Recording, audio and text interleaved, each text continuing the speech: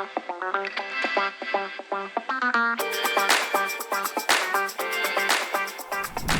sir. Good afternoon. Sir, I have a question. How you select an audience? Select my what? Audience.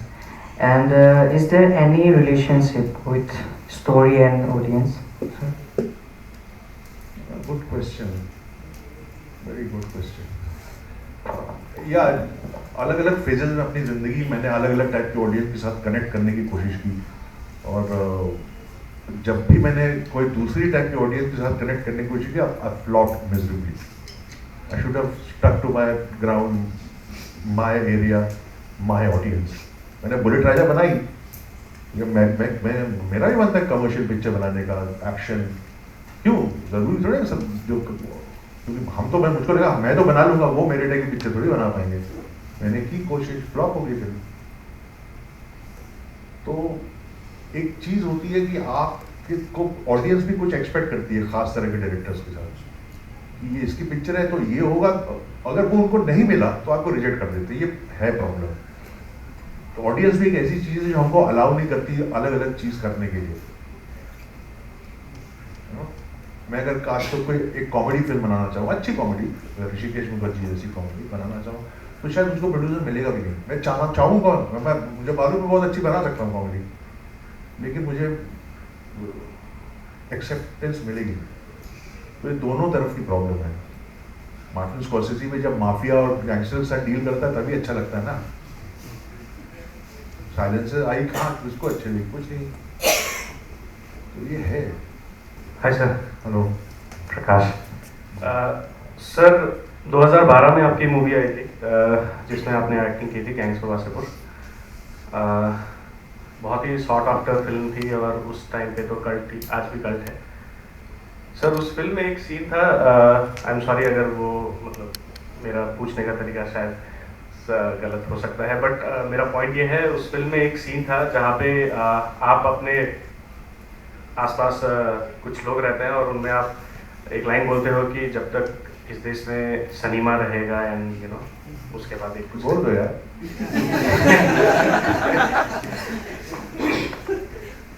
Sir इस जगह की मर्यादा को परिवार में बैठे हमारे सब. खैर समझ गया मैं. तो आप सवाल क्या है आपका? जी हाँ, सवाल ये है कि क्योंकि हमें पता है कि अनुराग कश्यप जी जो है वो बहुत ही रिसर्च बैक फिल्म्स करते हैं और कुछ भी ऐसे ही एम ही नहीं डालते, मतलब उसमें हर चीज़ एक रीज़न की वजह से रहता है. और आप Tigmanshu Dhulia as an actor उस फिल्म में हाउ मच डू यू मतलब अग्री टू दैट स्टेटमेंट? जी sir. No, I don't agree to it. I don't agree to it. वो डायलॉग लिखा था अनुराग ने, बोला गया, लोगों को सुनने में मजा भी आया, लेकिन वो सच्चाई नहीं है. लोग इसलिए थोड़ी चुनते बनने सिनेमा की वजह से, और किसी वजह से बन रहे हैं. Thank you sir. सर मेरा आपसे सवाल है, जब स्क्रीन पे लिखते हैं सर, स्क्रीन पे जब लिखते हैं तो पहले स्टोरी सोचते हैं कि सीधा स्क्रीन पे लिखते हैं? और दूसरा सवाल ये कि कितना टाइम लगता है? जैसे कि आपने हासिल लिखा था तो आपको कितना एग्जैक्ट टाइम लगा था वो लिखने में, या आपने बहुत दिन उसको आइडिएट किया था फिर लिखा था, या फिर एकदम से आपने 3 महीने लिया था फिर उसमें आपने लिख लिया था? क्या है आपका प्रोसेस राइटिंग का? तो सबका एक ही मतलब बिगिनिंग तो पहले तो आइडिया ही आता है ना. स्क्रीन पे तो बात की चीज़ है. जैसे जावेद साहब ने बहुत अच्छे ढंग से इसको इस बात को एक्सप्लेन किया है कि what is the difference. Story is what and screen पे इज हाउ. तो आप पहले व्हाट तो सोचोगे ना, उसके बाद स्क्रीन पे लिखा जाएगा. और अलग अलग स्क्रिप्ट्स का के देखो, हर स्क्रिप्ट की और हर फिल्म की अपनी ज़िंदगी अलग होती है. जैसे हासिल में मेरे पास एक लूज सा स्क्रीन पे था, एक फ्लो था, ताकि प्री प्रोडक्शन हो गया कि कितने सीन है, कितने एक्सटीरियर है, कितने उस लेवल का था. डायलॉग मैंने सिर्फ शुरू में 2-3 सीन के लिखे थे बस. बाकी सारे डायलॉग मैंने सेट पे लिखे हैं हासिल. और हासिल में इम्प्रोवाइजेशन बिल्कुल नहीं है. Every word which is spoken in the film is written and 85% set पे लिखा मैंने उसी वक्त. अब ताकि सरस्वती का वास होगा मेरे साथ कुछ हो, वो हो गया. कुछ फिल्में हैं जो कि बहुत टाइम लेती हैं. मैं अभी के आसिफ जो उन्होंने मुगल आजम बनाई उनकी बायोपिक पे काम कर रहा हूँ, तो उसकी मैं लिख रहा हूँ, खत्म ही नहीं हो रही, 90 सीन के ऊपर हो चुका कि मुगल आजम की शूटिंग नहीं शुरू हुई, समझ रहे? तो बट कुछ फिल्में फटाक से लिखी जाती है, जैसे अभी जिस पिक्चर की मैं शूटिंग शुरू करने वाला हूँ फरवरी में, स्मॉल फिल्म, उदय प्रकाश एक हिंदी के बहुत बड़े राइटर हैं, उनकी कहानी है दिल्ली की दीवार, तो वो मैंने लिखना शुरू किया, वो बहुत जल्दी खत्म हो गई, मतलब मुझे 1-2 महीने लगे होंगे उसको, क्योंकि एक स्टोरी थी मेरे पास, कहानी थी, और फिर उसका स्क्रीन पे डालो, मुझे 2 महीने बहुत अच्छी, सबसे ज़्यादा जल्दी मैंने स्क्रिप्ट को ख़त्म किया हुआ तो वो ये, और 2-3 ड्राफ्ट करने के बाद, तो हर फिल्म का अलग एक डेस्टिनी होती है। सर एक और है, ये जो था आपका हासिल का जो स्क्रिप्ट था, तो उसमें सर पर्सनल एक्सपीरियंसेस का कितना रेशियो था और इमेजिनरी कितना था उसमें? एक्शन को छोड़ दिया जाए तो बाकी सब पर्सनल था। Sir, I have 2 questions. My name is Mustafiz, and the first question is, sir आपने 1999 में स्टार बेस्ट सेलर्स का एक नाम का एंथोलॉजी सीरीज था, और उसमें आपने एक एपिसोड डायरेक्ट किया था, उसके आपके साथ अनुराग कश्यप सर और इम्तियाज अली सर भी थे। तो आपको क्या लगता है कि उस टाइम पे आपका एक्सपीरियंस क्या था as a like emerging film maker, and after that anthology series as well you have directed 3 short films before directing your feature film, first feature film. So, how was your experience in getting into the industry? उसके पहले मैं assistant director था ना, मतलब मैं शेखर कपूर का assistant था बैंडेड queen में, उसके पहले प्रदीप किशन, अरुंधति रॉय जिनका ना, उनकी एक फिल्म थी इलेक्ट्रिक मून, चैनल 4 की थी, बाहर की फंडेड, उसका मैं असिस्टेंट था। तो ये सब करने के बाद मैं बॉम्बे आया शेखर जी के साथ, शेखर जी की पुरानी कमर्शियल पिक्चरें चल रही थी, टाइम मशीन, दुश्मनी, एकदम हार्डकोर कमर्शियल पिक्चर है, उसमें सब असिस्टेंट हुआ, गाने कैसे शूट करते हैं पहली बार मैंने सीखा है कि गाना कैसे शूट होता है।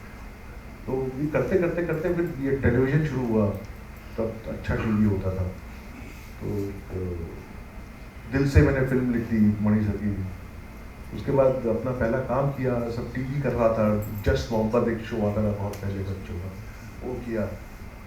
ये जो आप जिसकी बात कर रहे हैं स्टार बेस्ट सेलर, आप लोग देखिएगा, वो हॉटस्टार में जाके स्टार बेस्ट सेलर टाइप करिएगा, तो बहुत सारे जिन्होंने नहीं देखे हैं, और बहुत अच्छा काम है, और सबका मतलब हमारी जमात के जितने, मैं, राजू ईरानी, अनुराग कश्यप, इम्तियाज अली, आई थिंक सुजीत भी, ये हम सब ने, वो शॉर्ट फिल्म थी 45-50 मिनट की, तो पहली बार हमको एक वही एक टिपिकल फिल्म स्ट्रक्चर ही, 3 एक्ट स्ट्रक्चर में, सीरियल नहीं है इसका, दूसरा एपिसोड नहीं आना, यही कहानी है 45, वो सबका पहला एक्सपीरियंस था, हम सब ने वो बनाई, मैंने तो 6 बनाई, बाकी इन लोग तो 1-1, 2-2 बनाई, मैंने तो 6 बनाई, तो उस पर कुछ बेस्ट सेलर्स हैं, आप लोग देखिएगा, बहुत बहुत प्यारे बनाए हैं, अच्छे बनाए बहुत लोगों ने। Thank you sir. Sir my second question is, जैसे आपने बताया कि basis of initiative the Irish film, so like those film there are many simple nature films that are emerging in our country, but their audience are not yet found. Like जैसे हम लोग के असम से Village Rockstars the official submission for the Oscars in 2018. So it was only got to know after it was announced that it was submitted to Oscars, but before it hasn't been reached the audience at all. So how do we can promote independent films like this that are very simple, simplistic in nature and very grounded? I think it won't happen with 1 or 2 films. एक film आई, फिर 2000 अब आएगी 2027 में दूसरी picture, ऐसा नहीं होना चाहिए, कुछ ऐसा करो कि खूब सारी फिल्में बने, मतलब अभी वो गमक घर भी तो उसने बनाई बिहार में बैठ के घर पे, वो ठीक ठाक फिल्म है, मेरे लिए थोड़ा टीडीएस वॉचिंग है, लेकिन उसने अपना कुछ आवाज़ तो की, तो मुझको लगता है ये इक्का दुक्का छोटे एक से नहीं, ऐसे नहीं होगा, इसको एक मूवमेंट बनाना पड़ेगा, फिल्म मेकर्स को मोटिवेट होना पड़ेगा, कहीं से फाइनेंस जनरेट करना पड़ेगा, कुछ तरीका निकालना पड़ेगा कि मैं सस्ते में कैसे बना दूं पिक्चर, और ट्रस्ट मी, मैं सही बता रहा हूं, आप बहुत सस्ते में फिल्म बना सकते हो। मुझे मालूम है जब पान सिंह तोमर बन गई थी ना, तो यूटीवी को लग रहा था कि पिक्चर कोई देखेगा नहीं, तो रिलीज नहीं कर रहे थे, तो मैं अपने ऑफिस में बैठा रहता था, और रंदी पूडा, ये जिम्मी सब लोग आते थे, दिन भर टीटी खेलते थे, खाना खाते थे, पिक्चर डीवीडी में देख ली, शाम को 3 ड्रिंक लिए, घर चले गए। ये लगा 2-4 महीने तक ये चलता रहा, वनडे डे है, क्या कर रहे हैं हम लोग। अब वो पिक्चर रिलीज जब होगी उसका हमारा तो हम तो नहीं कर सकते, वो तो यूटीवी को रिलीज करनी पड़ेगी। ये डिजिटल कैमरा आरी एलेक्सा आने वाला था, आ गया था मार्केट में, खबर थी डिजिटल आ, मैंने कहा डिजिटल जिस दिन होगा स्टॉक का प्राइस खत्म हो जाएगा, मेरी पिक्चर में कम से कम 1 करोड़ बजट में और कम हो जाएगा। मैंने कहा पिक्चर बना,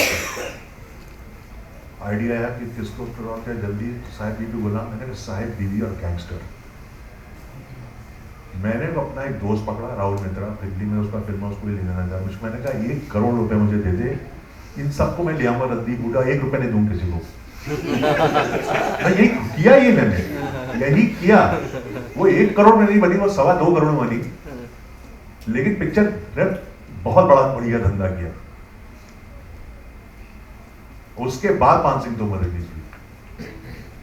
तो आप भी कर सकते हो ना, मत दो पैसा यार, मत दो एक्टर को पैसा। कैमरामैन मैंने असीम मिश्रा था, मैंने नहीं दिया किसी को पैसा नहीं दिया। लेकिन वो टीटी और वो सब जो टाइम वेस्ट कर रहे थे, और कितने दिन बना दी मैंने कुछ 27 डेज में शूटिंग, और वो पिक्चर ना एक्शन गाना वाना सब था उसमें। ऐसी कोई गुस्से की पिक्चर नहीं थी कि गांव में शूटिंग कर रहा हूँ, 2 लोग हल चला रहे हैं, मतलब नहीं, बाकायदा गाना। और Saheb Biwi gangster, I was talking about royalty. तो और उल्टी चली बही गंगा। पहले टाइटल सोचा ये टाइटल इधर बजाने के साहिब बीबी आने को हवेली की जरूरत पड़ेगी, तो जुगाड़ से गए गुजरात, वहाँ पे दिखी हवेली, तो लोग पहले फिर लोकेशन आई, अब वो लोकेशन कस्बा, वहाँ पे कोई होटल नहीं था, कुछ नहीं। मैंने कहा बेस्ट है सालों को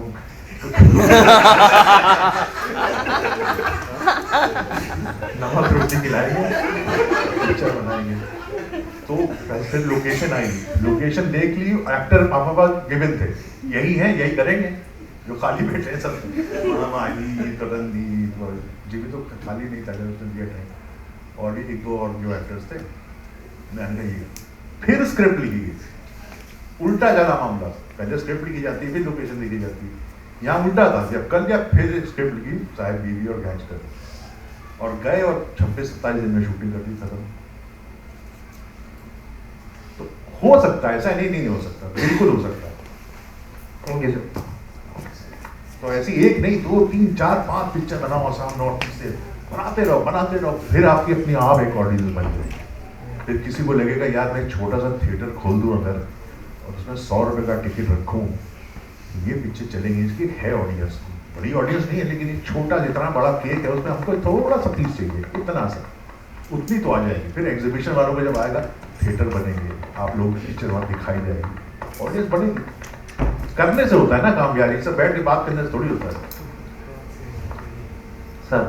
सर मेरा नाम पार्थ है, and we are so fortunate to have you, because sir जब हासिल आई थी 2003 में, it kind of change our life. मैं आपको पहले भी बता चुका हूँ सर, हासिल मूवी, और ये सत्र का नाम है कि how do we take small town stories to the bigger audiences.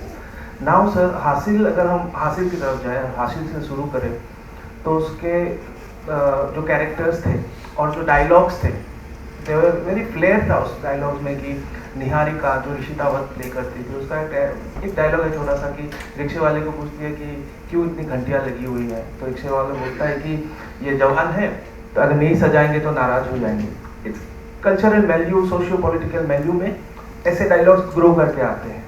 और हासिल से अगर हम लोग पैरेलल्स ढूंढ के निकालें, गुवाहाटी जैसा small town sir, we have a very active youth politics here, we have had a very dark years behind us now, we have come out of that.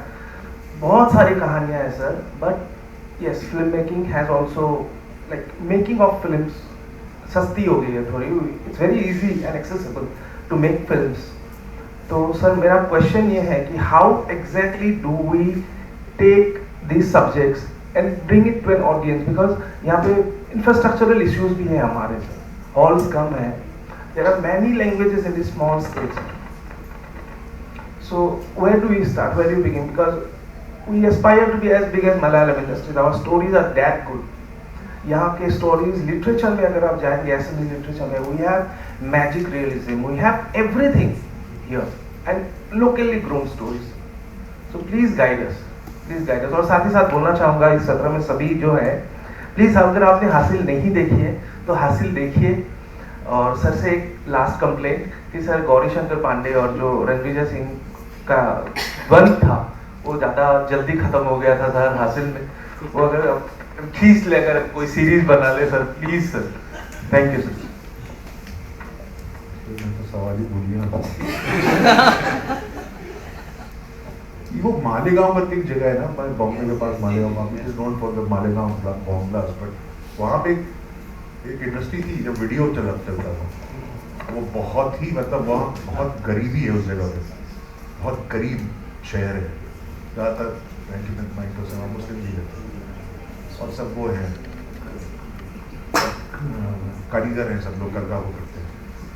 अब उन्होंने मालेगांव की शोले, मालेगांव की शान, मालेगांव की लगान सब बनाई, मतलब वीडियो पार्लर चलते थे और वो उसको अपने वीडियो पार्लर में बड़ा पैसा बनाया उन्होंने।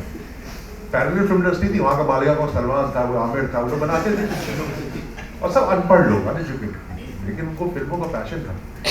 तो उसके बाद उनके ऊपर तो रिमाइंड बनाई सुपरमैन या स्पाइडरमैन कुछ बनाई।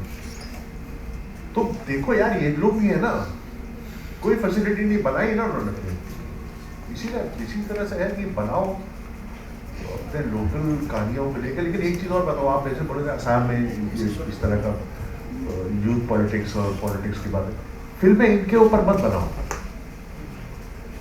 पॉलिटिक्स को सीधे कॉलर से मत पकड़ो, आपको कोई अप्रिसिएशन नहीं मिलेगा उसमें। आप लोग पॉलिटिकल, हम लोग पॉलिटिकल एक्टिविस्ट नहीं है, हम लोग सोशल एक्टिविस्ट हैं। तो पॉलिटिक्स को तो हल्की सी कहीं लेकिन होना चाहिए, बट इतनी सटल ढंग से आ जाए कि मतलब जिसको समझ में आए, जिसको ना आए ना आए। आप तो समाज के बारे में बात करो, राजनीति के बारे में बिल्कुल बात मत करो।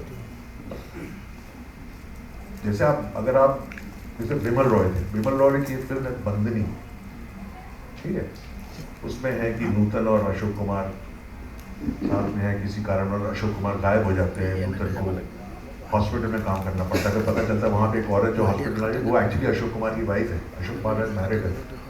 इतना गुस्सा आता है वो उस औरत को मार देती है और जेल में, पिक्चर चालू होती है जेल से, she is in the jail, और उस जेल में खूबसूरत डॉक्टर आता है, धर्मेंद्र की इनिशियल पिक्चर थी, दोनों का एक रिश्ता बनता है इवेंचुअली, और लास्ट में वो है कि धर्मेंद्र से मिलने जा रही है, धर्मेंद्र के साथ उसकी शादी हो जाएगी, और वहाँ पे वो कोर्ट में उसको एक आदमी खांसता हुआ देखते देखते अशोक कुमार, तो उसको एक्चुअली पता चलता है कि ये दमे से, और ये he was a freedom fighter, he married that woman for money so that he could promote the क्रांति चल रही थी, और फिर वो तेरे साजन है उस पार ये गाना होता है। एंड नूतन उतनी अच्छे ब्राइट फ्यूचर को छोड़ करके comes back to Ashok Kumar, साथ में उसकी चली गई। ये थी बंदनी, हिट फिल्म थी, इसमें कहीं पॉलिटिक्स नहीं है, और है भी। Hello, sir. First of all, we are really grateful that you are amongst us and we get to spend this time with you. Second of all, my question is actually quite similar to what Parth has just asked. When we talk about local filmmaking as local filmmakers, जैसे आप gang of Wasseypur ले लो या कोई ऐसी film ले लो, है ना, वो भी लोकल ही है, बट मुझे ऐसा लगता है कि वो जो कल्चर है वो स्टिल थोड़ा पैन इंडिया फेमस है, the people still know about all of that. When we try to make local actions like यहाँ के रीजन का अगर हम बनाएंगे, जैसे विलेज रॉक स्टार होगी, बहुत सिंपल थी, है ना, like हमारे लिए जिस नॉर्मल गांव वाला वो था। तो क्या ऐसा है कि हम जब हम बनाते हैं तो हमको ये भी लगता है कि शायद हम उतना लोकल जाएंगे तो शायद ऑडियंस इतना ना मिले हमको, बाहर सब नहीं समझे शायद वो सब। तो आपको क्या लगता है कि इज द लोकल कल्चर, मतलब जितना हम लोकल जा सकते हैं वही है एसेंस ऑफ सक्सेस, और मतलब do you think there is a balance there, और what do you think like we should make as small town filmmakers? Do we only take small very good stories? Question, मैं समझ गया, सवाल बहुत अच्छा है, बहुत अच्छा सवाल है, उसका जवाब मेरे पास शायद है नहीं। मैरी कॉम चली थी ना, अब उसको कमर्शियल लेवल पिक्चर कैसी थी उस पर बहस नहीं करेंगे हम, लेकिन उसमें एक बड़ी स्टार थी और एक नॉर्थ ईस्ट की कहानी थी, मैरी कॉम बायोपिक चली पिक्चर। तो अटेम्प्ट ही किसने किया? ये बात आप बिल्कुल सही कह रही हैं कि जब भी हम स्मॉल टाउन या गांव की मेजर हिंदी सिनेमा में जब की बात करते हैं ना, हमेशा वो सारी फिल्में उसी एरिया में सेट होती है जहाँ पे गैंग्स ऑफ वासेपुर, यानी कि अवध का एरिया, हालांकि गैंग्स ऑफ वासेपुर बिहार में सेट थी। आप पुरानी कोई भी पिक्चर उठा लीजिए, मदर इंडिया उठा लीजिए, गंगा जमुना उठा लीजिए, हाल की लगान उठा लीजिए, ये सब में अवधी बोली गई, जो अवधी एक ऐसी लैंग्वेज है जो कि नॉर्थ की, जहाँ पे इलाहाबाद लखनऊ, कानपुर, ये गोवा वाला इलाका, गंगा जी के बेल्ट वाला इलाका है, जो वहाँ की भाषा है अवधी, तो वो मेरी भाषा अवधी है। लेकिन वो अवधि ऐसी है ना कि हम जब बोलेंगे ना तो किसी को भी समझ में आ जाएगी। हम बिहार की अगर मैथिली बोलेंगे, जो कि बहुत ही मुझे लगता है उर्दू की मिठास जितनी होगी उतनी मैथिली में है, लेकिन वो मुझको समझ में नहीं आएगी। आपको भी शायद ना आए अगर मैथिली बोली जाए, बहुत ही प्यारी जुबान है, लेकिन नहीं आएगी समझ में। भोजपुरी जो बनारस ऑनवर्ड बिहार तक अगर भोजपुरी में अगर होगी तो एक्चुअली मुझको भी नहीं प्रॉपर्ली भोजपुरी समझ में आती है। अगर मैं भोजपुरी पिक्चर या भोजपुरी में कोई बात करता है नहीं आता मेरे समझ में। लेकिन अवधि अब में अगर बोली जाए तो जिसको हिंदी समझ में आती है उसको अवधि समझ में आएगी। तो इसलिए शायद वो सारी फिल्में जो स्मॉल टाउन या गाँव में की कहानियाँ होती है वो सब की सब अवधि में। गंगा जमुना में तो सेंसर में भी हिंदी पिक्चर नहीं, अवधि सेंसर सर्टिफिकेट में अवधि है। तो ये तो है। अब वो असमीज या और रीजनल भाषाओं में, भाषा में नहीं तो भाषा में तो फिर रीजनल हो ही जाएगी, लेकिन असम में या नॉर्थ ईस्ट में या और जगह में कहानियाँ यहाँ की हो, लैंग्वेज थोड़ी सी हिंदी और थोड़ी सी समझ में आने वाली, और मुझे लगता है चलेगी पिक्चर, रोक नहीं सकता उसको। किया ही नहीं किसी ने। हमने मणिसर में एक्चुअली दिल से में भी वो मनीषा का पूरा ट्रैक वो असम का था। अब उसमें वो दोनों को मारते नहीं तो वो पिक्चर भी चल जाती है। सर इस इंडस्ट्री में स्टार्ट कैसे करना चाहिए? मतलब अभी एक्टिंग भी है, डायरेक्शन भी है, राइटिंग भी है, सर एकदम बिगिनर हूँ, कुछ आइडिया नहीं है, सर कहाँ प्रोसीड करूँ? देखो अभी काम, अभी तुम्हारा देखने की है, अच्छी फिल्में देखो, अच्छा थिएटर देखो, ऐसे सीनियर्स जो कि इस तरह की एक्टिविटीज़ में इंडल्ज करते हैं उनके साथ रहो, उनकी संगत में रहो तो सीखोगे। उसके बाद खुद समझ में आ जाएगा। मैं भी जब ड्रामा स्कूल गया था मुझे थोड़ी पता मुझे क्या करना है। I was 19 years old when I went to NSD. I was the youngest in my class. I had no bloody idea मुझे लाइफ में करना क्या। I just wanted to go to a place where I was liberated माहौल, और लड़के लड़कियाँ घूम रहे हो साथ में, चाय पी रहे हो, सिगरेट पी रहे हो, लेट नाइट तक कोई बंदिश नहीं, घूम रहे। मैंने कहा यहीं आना है बॉस। वैसे ही किया मैंने। I just followed my heart. उसके बाद समझ में आता क्या करना क्या नहीं। अभी मस्त रहो यार। और सर आपने कहा था कि पढ़ो, क्या पढ़ें, किसे पढ़ें? अच्छी कहानियाँ पढ़ो। कौन से आप आसाम के रहने वाले हो, यहीं के गुवाहाटी के, अपना लिटरेचर पढ़ो। आप असमिया तो पढ़ ही लेते होगे, बहुत अच्छा रिच लिटरेचर है आपका, वो पढ़ो। हिंदी के कुछ पढ़ो, प्रेमचंद पढ़ो, धीरे धीरे करके एक से दूसरा समझ में आएगा, दूसरे से तीसरा समझ में आएगा। पढ़ो। Hello sir, I'm Kaloli. So what are your thoughts on OTT versus the big screen? There is no versus anymore. Nothing is working. There is no battle between the two. OTT has stagnated. The budgets have been slashed. So a producer who's making 3-4 OTTs like a factory is good for him, but for somebody like me to do an OTT won't work because it's not going to pay me so much. Film लोग theatre में घुस नहीं रहे, घुस रहे वो और भी बड़ा जो सर्कस टाइप का सिनेमा है जैसे पुष्पा 175 करोड़ फॉल के घुस रहे लोग। लेकिन वो पुष्पा फ्रेंचाइजी है, देखनी है, बाहुबली आएगी जाएंगे, ये फ्रेंचाइजी है चलेगा। लेकिन दूसरा सिनेमा जो जिस तरह के सिनेमा का ये फिल्म फेस्टिवल हो रहा है, जैसे हम मनाते हैं, थोड़ा मिडिल ऑफ द रोड, थोड़ा कमर्शियल, थोड़ा एस्थेटिकली करेक्ट, हमको भी प्रॉब्लम हो रही है। उसकी प्रॉब्लम टिकट प्राइसिंग है, बहुत महंगे टिकट्स हैं। भाई फिल्म मेकिंग जो था मास एंटरटेनमेंट था ना यार, एक पिक्चर और होता था जिसके बाद ज़्यादा पैसा आपको पाना वो बैल्कनी में बैठ जाएगा, उससे कम वाला उससे नीचे पीछे, जिसके बाद सबसे कम है कि पूरा समाज एक सबको अमीर गरीब लोग सब बैठ के पिक्चर देखते थे। 1000 की कैपेसिटी होती थी, समोसा भी सस्ता होता था, है ना, सब लोग खुश होते थे। अमिताभ बच्चन भी चलता था, अमोल पालेकर भी चलता था, सभी तरह के, मतलब दोनों तरह। विनोद मेहरा की पिक्चर भी चल जाती थी, सबकी ऋषिकेश मुखर्जी की फिल्में चलती थी, हिट होती थी, पैसा कमाती थी। सिर्फ अमिताभ बच्चन सुपरस्टार था, उसकी पिक्चर थोड़ी चलती थी, सब लोग चलते थे यार, थ्राइव करती थी फिल्म इंडस्ट्री। ये पीवीआर और ये मल्टीप्लेक्स लोग ने आकर के ये सब खत्म कर दिया है। So it's a capitalism. एकदम। और आप देखिए साउथ में क्या है, साउथ की जो एवरेज थिएटर कैपेसिटी 75%, यानी कि एवरेज थिएटर एक दिन में 75% भरा रहेगा। हिंदी बेल्ट पे 25% है। क्यों है? बिकॉज साउथ में क्या है, आप 200 से 250 या मैक्सिमम 250 भी नहीं है, उससे ऊपर टिकट रेट नहीं कर सकते आप। यहाँ तो कोई हिसाब ही नहीं है, 1800 पता नहीं कितने के, मतलब समझ में नहीं आता।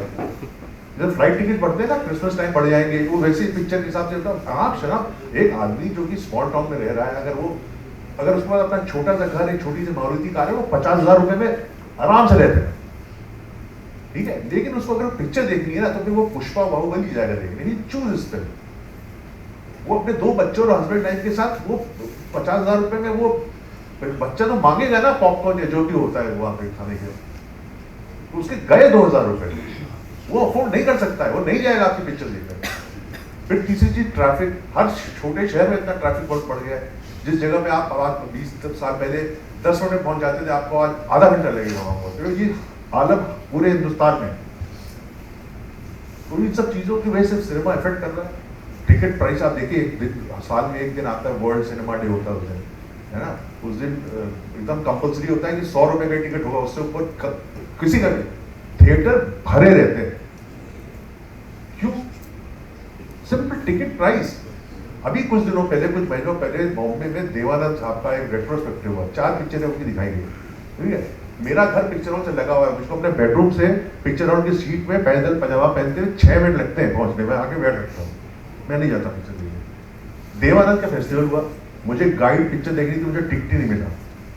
मैं क्या, जॉनी मेरा नाम लिख ले, मैं, मेरी बेटी, मेरी वाइफ, हम लोग गए हाउसफुल, और हर रूम के, ऐसे नहीं कि हमारी जनरेशन के देवानंद वाले बुढ़े लोग, नहीं, यंगस्टर्स भी थे, हाउसफुल था, गाना गा रहे थे देव साहब के, चल रही थी ना वो पिक्चरें। अभी सारी रीरन फिल्में चली है, तो बाट चल गई, लैला मजनू चल गई, सब री रिलीज की थी, जो आई थी तो फ्लॉप थी। अभी ये क्यों? टिकट प्राइस कम है, जहां टिकट प्राइस कम होगा लोग जाएंगे अंदर देखने पिक्चर। तो इनके जो एग्जीबिशन सेक्टर है, उनका कॉर्नर पकड़ना चाहिए, उन्होंने खत्म कर दिया cinema. Good afternoon sir. Sir मेरा क्वेश्चन था कि आपके फिल्म्स में कलर्स का क्या इंपॉर्टेंस होता है? किसका? कलर्स का। एंड सर आप जब शूट करते हैं तो आपके साथ जो स्पॉट डाटर्स रहते हैं या जनरेटर ऑपरेटर्स, ये सब के साथ आपका बॉन्डिंग कैसा होता है? किसके साथ? स्पॉट डाटा हो या जनरेटर ऑपरेटर, वो सब के साथ आपका बॉन्डिंग कैसा होता है? ये तो 2 अलग अलग सवाल है। अब देखो, जब पिक्चर शुरू होती है ना, ये हिंदुस्तान है, सब पढ़ाई लिखाई कर, स्टोरी बोर्डिंग करेंगे, ये सबका एक पैलेट चूज होता है, रेफरेंसेस होती है, फोटोग्राफी, 2 दिन पिक्चर सब खत्म हो जाता है। रखो कैमरा, जल्दी करो, ऐसे ही होता है। ये हिंदुस्तान है, सब सोचना कि ये सब करेंगे, तो नहीं होता, कोई नहीं कर पाता फॉलो। हमारा डिसिप्लिन है ही नहीं वेस्ट वाला। तो ये कलर तो अवेलेबल, आप रियल लोकेशन पे आप थोड़ी कहेंगे यार यहाँ पे तो ग्रीन, ये घर अगर लाल होता सफेद की जगह, मैं थोड़ी उसको लाल कर सकता हूँ, किसी पे घर है भाई। यहाँ पे जो अवेलेबल है वैसे ही करेंगे। अभी सब कलर्स वलर्स वो लोग करते हैं क्योंकि थोड़ा जिनको बहुत बड़ी फिल्म बनाते हैं, और लोग वो फिर भी कलर नहीं कर पाते, वो तो एस्थेटिक सेंस उनका है नहीं, जिनके पास पैसा है। एस्थेटिक सेंस है हमारे पास, लेकिन पैसा नहीं। तो बाकी नहीं, जो दूसरा सवाल है जनरेटर पर स्पॉट पर, मेरा एकदम हम लोग सब कॉमरेड्स की तरह काम करते हैं, बहुत अच्छा रिश्ता है सब। Hi sir, my name is Parvez. My question is an extension to OTT versus big screens, right? So with COVID, there is a paradigm shift in terms of customer behavior, right? Like our attention span and everything has come down. हम लोग आज reels ज़्यादा consume करते हैं and everything, right? So the media consumption patterns have shift with COVID, right? And there is a shift towards OTT. Now there are movies that filmmakers make, and they make it OTT first sometimes, and then some movies go to the big screen, right? What is the, from a commercial standpoint, what is your deciding criteria कि ये शायद बड़े पर्दे पे काम नहीं करेगा, let's go OTT first on this, versus ये इसको रिलीज करते हैं? Because as customer myself, कभी कभी मुझे फील होता है कि नहीं, ये पिक्चर मैं 500 रुपये देके नहीं करूँगा, 2 महीने बाद देख लूँगा OTT में जब आएगा, right? So what is your commercial decision making criteria to decide which medium to choose to release, which that will work? या ये द स्टार डिसाइड्स इट. आपकी पिक्चर में स्टार कौन है? अगर वो बड़ा स्टार है you will hit the theatres first. लेकिन अगर छोटे हैं जिनको लोग, जैसा आपने खुद कहा कि इसके लिए मैं पैसा नहीं खर्च करूँगा, तो उसको OTT पे लाना पड़ेगा. स्टार्स ड्रिवन इंडस्ट्री है, सिंपल. उसकी इकोनॉमिक में समझ लो. तुम एक बड़ा स्टार ले आओ, कल प्रोड्यूसर मिल जाए, भले तुम्हें फिल्म मेकिंग आती है नहीं आती. मैं आपसे ये पूछना चाहता हूँ सर, एस्पायरिंग एक्टर के लिए कौन सा बुक पढ़ना चाहिए? और दूसरा क्वेश्चन ये था, कुछ मूवीज बनाने के लिए फर्स्ट कॉन्सेप्ट टीम से शुरू करें या स्टोरी से शुरू करें? तुम हो क्या एक्टर की डायरेक्टर? सर तो सोच रहा हूँ. चाहे अभी फिलहाल तो एस्पायरिंग एक्टर हूँ, बट मैं 2 साल से कुछ बनाने का कोशिश सोच रहा हूँ, बट टीम जुगाड़ नहीं कर पा रहा फाइनेंशियल एस्पेक्ट्स के लिए. बट अभी बनाया हूँ तो इस बार 25 से 100% शुरू करूँगा, जैसे आपने बोला कि पहले कूद जाओ. हाँ, तुमको एक्टिंग ही करनी चाहिए. लंबे हो, गुड लुकिंग हो, एक्टिंग ही करनी चाहिए. बट सर इच्छा भी है कि कुछ मैं बनाऊँ, तो सोचा हूँ. नहीं, वो सब जो होता है ना, डायरेक्टर आधे से ज़्यादा लोग इसलिए बनना चाहते हैं तो डायरेक्टर के थोड़ा रुतबा होता है. डायरेक्टर आता है, कहते हैं कैमरा यहाँ रखो, ये सब कुछ रखते हैं. बहुत ये है, इस चक्कर में बताओ. ये करते हुए फिल्म सबके बहुत अच्छा, जब फिल्म शुरू होती है ना, सबके घर चलते हैं, your office is buzzing, everybody acts there. ना इसका पिक्चर जब फ्लॉप होती है तो उसका जो ठीकरा फूटता है ना डायरेक्टर के ऊपर, बहुत बोझ होता है. सर इसलिए जुगाड़ कर रहा हूँ सर टीम का, जो मतलब कुछ एक्टर बनो, जुगाड़ करने की जरूरत नहीं पड़ेगी. एनर्जी वेस्ट न करो. सर एक्टर तो सर मैं मैनेज कर लूंगा सर, बाकी भी सोच रहा हूँ. देखो लगता है एक्टिंग जो है हलवा है. तो इस वजह सर वो भी तैयारी करते रहेंगे सर, उससे एक्सपीरियंस भी मिलेगा. एक्टर बनने के लिए कोई किताब पढ़ने की जरूरत नहीं है. एक्टर किताब पढ़ के नहीं होता. सो बेसिकली एक किताब है बहुत अच्छी, उसका नाम है इम्प्रो. राइटर का नाम भूल गया हूँ, इतना दूर हो चुका चीज़. इम्प्रो करके किताब है, very good book on acting. Because वो किताब जो है वो एक उसका पहला ही चैप्टर एक है, उसमें उसको पहला चैप्टर है स्टेटस उस किताब का. और वो एक्टिंग को इतने एक अलग ढंग से समझाती है. वो कहते हैं जब एक्टर एक्टिंग कर रहा होता है ना, वो एक स्टेटस प्ले कर रहा होता है. और स्टेटस सिर्फ अप, लो और अप है जिंदगी में. जैसे इस वक्त मैं हूँ, मेरा स्टेटस अप है क्योंकि आप लोग मेरी बात सुनना है. अब इसमें मैं कैसे भी प्ले करूँ. अगर मैं ये बताऊं कि यार कभी कभी तो मैं ना रिक्शे में बैठ के चला जाता हूँ, ऑटो में, तो आपको लगेगा यार इतना बड़ा आदमी कह रहा है ऑटो में चला जाऊंगा, तो मैं अपना लो स्टेटस भी गिराऊंगा तो भी अब रखूंगा. ये किताब इम्प्रो, कीथ रिचर्ड्स ऐसा कोई राइटर का नाम है, उसका पहला चैप्टर सब एक्टर को पढ़ना चाहिए. अगर वो सो लाइफ को और एक्टिंग को इस स्टेटस से समझाता है. तो एक्चुअली में कोई भी किरदार, कोई भी स्क्रिप्ट कहीं भी उठा लो, पिक्चर को कोई सीन उठा लो, जो पिक्चर देख रहे हो उसमें लोग स्टेटस ही प्ले कर रहे होते हैं always. I am Maharshi. I am a student from Satyajit रे फिल्म इंस्टीट्यूट. सो सर मैं फाइनल ईयर में हूँ. एक्चुअली मेरा एक कंप्लेन है छोटा सा. क्या होता है ना सर कि हम लोग ना कभी कभी बहुत डिस्करेज फील करते हैं जब अनुराग कश्यप या ऐसे जो जिनको हम, जैसे आप सर, आप बॉम्बे के फिल्म मेकर नहीं हो, आप हमारे फिल्म मेकर हो, है ना. आप हमारे सीनियर भी हो. ऐसा नहीं कि सिर्फ आप एक इंडस्ट्री से. तो हमारा क्या होता है ना सर, अनुराग कश्यप जैसे अचानक से बोल देते हैं कि फिल्म स्कूल से जो फिल्म मेकर सिखाते हैं वो कुछ नहीं करते. ऐसा टाइप का जो स्टेटमेंट्स आता है तो वो डिस्करेजिंग हमारे लिए इसलिए होता है क्योंकि हम लोग जैसे अभी आसाम में रह के मैं अगर कुछ फिल्म सीख पाया हूँ वो इसीलिए सीख पाऊँ कि वहाँ पे गया. अदरवाइज मैं नहीं कर पाता सर. जो भी छोटे मोटे फिल्म बनाने की कोशिश कर रहे हैं, जैसे मेरे जैसे और जो भी नॉर्थ ईस्ट के फिल्म मेकर्स है, जो अच्छा कर रहे हैं वो वहाँ पे जाके सर सीख के आए और यहाँ पे वो लोग काम कर रहे हैं. जैसे डोमिनिक सामा हो गया, सौरभ राय हो गए, पायल कपाडिया तो हम सब जानते हैं, मुकुल हलो है, ये सारे लोग सर कोशिश कर रहे हैं छोटे छोटे. पर उसको लेके ये जो परसेप्शन है वो कहाँ से आता है और क्यों आता है सर, कि फिल्म स्कूल में जाना एकदम मतलब कुछ काम का चीज़ है. आप डायरेक्शन कर रहे हैं? जी सर. डायरेक्शन वो ये अनुराग ने शायद इसलिए बोला, और कुछ हद तक ये बात सच भी है. मैं बताता हूँ क्यों. बैठे ये FTI की वजह से. अगर आप फिल्म टेलीविजन देखिए, वो क्या 1969 या 1970 से भी पहले का है. 60 हाँ, नेहरू जी खुला था. मेरी भी 64 में डेथ हो गई। तो आप तब से लेके 1960 से लेके 2024 में तो अगर आप देखिए कितने डायरेक्टर निकले हैं सक्सेसफुल, मतलब जिन्होंने सक्सेसफुल डायरेक्टर बना। सर सबसे बड़े जो नाम है जैसे Raju Irani was an editing student, of course editing student, Bhansali was also an editing Bhansali, student, David Dhawan was also an editing student. Sir, but how does it differ? Subhash Ghai was an acting student. Sir, how does it differ? कि हम लोग अगर ये बात तुम सही कह रहे हो, इंस्टीट्यूट जो देता है वो माहौल देता है आपको, एक एटमॉस्फेयर देता है। मैंने भी तो ड्रामा स्कूल किया, मैंने थिएटर किया नहीं कभी, लेकिन जितना सीखा वो ड्रामा स्कूल से सीखा, उसकी लाइब्रेरी से सीखा, वही गपबाजी से सीखा, यार बाजों के साथ सीखा, उस एटमॉस्फेयर से सीखा। इंस्टीट्यूट वही देता है, कुछ एक दो टीचर जो आपको इंस्पायरिंग मिल जाएंगे। लेकिन ये बात सच है कि FTI से डायरेक्शन स्टूडेंट सक्सेसफुल बहुत कम निकले हैं। जितने हिसाब से पास आउट हुए हैं उसके हिसाब से बाकी चीज technical, cameraman, sound recorders, editors बहुत सारे तो भरे पड़े हैं। हाँ, लेकिन क्यों नहीं होते? क्योंकि आपको इंस्टीट्यूट ना एक खास तरह की फिल्में बनाना सिखा देता है, डायरेक्टर को खास तौर से। तो जब 70s 80s का टाइम में डायरेक्टर दिख रहे हो कि फ्रेंच न्यू वेव, सबको ट्रूफो बनना था, सबको गोदान बनना था, वो ढंग नहीं चलेगा। हमारा मीडियम अलग है, हमारी ऑडियंस अलग है, हमारे एस्थेटिक अलग है, हमारी कल्चरल हिस्ट्री फर्क है यूरोप से। तो वो चीज समझते नहीं। सिनेमा के सबसे पहले होना चाहिए एस्थेटिक समझना, साल भर का कोर्स तो सिर्फ एस्थेटिक्स में ही होना चाहिए।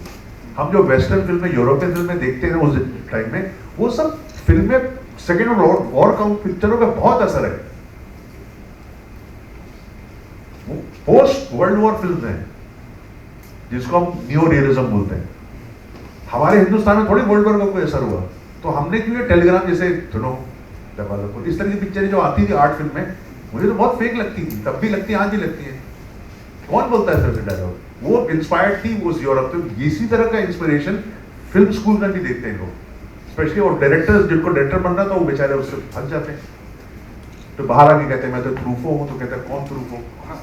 सर डेफिनेटली मैं कम्प्लीटली एग्री करता हूँ, 120%, 200% मैं एग्री करता हूँ आपके बात से। ये प्रॉब्लम है, सच है, और ये इसका सॉल्यूशन निकालने के लिए सर इस चीज का सॉल्यूशन निकालना बहुत इंपॉर्टेंट है। मैं बताऊं आप लोग क्या करो, आप जो कि हिंदी सिनेमा से गायब हो गया है, गाने, get songs back into our films. उसकी वजह से हमारी हिंदी सिनेमा की पहचान थी। शर्माओ मत, मैं नहीं कह रहा हूँ घटिया गाने करो, अच्छे गाने करो। गाने जो है एक नैरेटिव को भी आगे बढ़ाते हैं, वो हमारी रियल पहचान थी हिंदी सिनेमा की। सर पर हिंदी सिनेमा मेरा सिनेमा नहीं भी हो सकता है। तो आसाम की पिक्चर पर गाने डाल ना यार। एग्जैक्टली, मैं किसी ने पिक्चर की बात कर रहा हूँ, मैं थोड़ी बोल रहा हूँ हिंदी सिनेमा। करके देखो क्या होगा फिर। डेफिनेटली बिल्कुल बिल्कुल सर यही चीज चाहिए, ये एनकरेजमेंट चाहिए कि करके देखो। मतलब हाँ, मैं भी तभी जो मैं बताया कि उदय प्रकाश की गाने पे फिल्म बना रहा हूँ, उस पिक्चर का नाम है वो फिर कभी दिखा नहीं, मैं म्यूजिकल बना रहा हूँ। हीरो मेरा पिक्चर में स्वीपर है, सड़क साफ कर, म्यूनिसिपैलिटी का स्वीपर है मेरा हीरो, और गाने गाएगा, इंडियन ओशन कंपोज कर रहा है। तो अलग तरह के सिनेमा को अलग तरह का क्लटर ब्रेकिंग रहेगा ना, हमेशा हीरो लाल जो दुपट्टा और साड़ी वाड़ी ये सब नहीं है। Let's get songs back into our film, we should close it with that.